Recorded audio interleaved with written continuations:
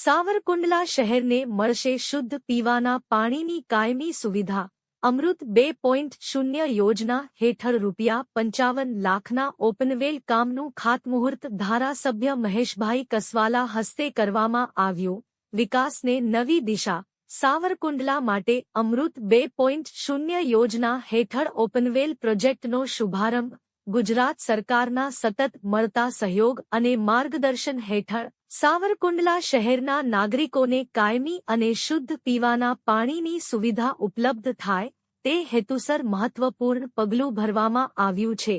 સાવરકુંડલા શહેર માટે જીવનદાયી સાબિત થનારા આ પ્રોજેક્ટ અંતર્ગત શેલ દેદુમલ ડેમ પાસે અમૃત 2.0 યોજના હેઠળ ₹55 લાખના ખર્ચે ઓપનવેલ બનાવવાના કામનું ખાતમુહૂર્ત ધારાસભ્ય મહેશભાઈ કસવાલાના વરદ હસ્તે કરાયું હતું।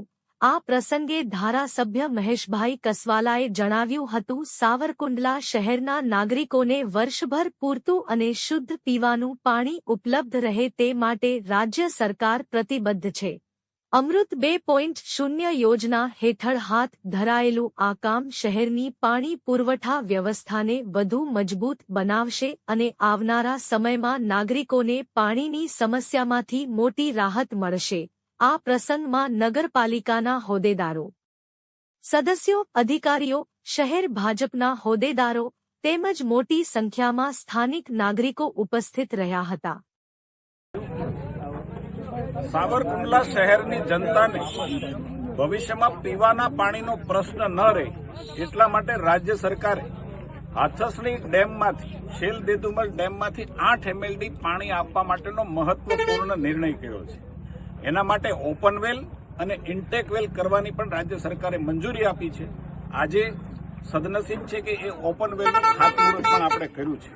ભવિષ્યમાં એવી આશા રાખીએ કે આપણે સીધું જ હાથસણી શેલ દેદુમલ આપણી જે યોજના છે એનું પીવાના પાણીની આ યોજના સાકાર થાય અને આપણે શુદ્ધ પાણી સૌ શહેરીજનો પીએ એવી અપેક્ષા પણ છે અને આ કામ ઝડપથી પૂરું થાય એવી શુભેચ્છાઓ પણ છે।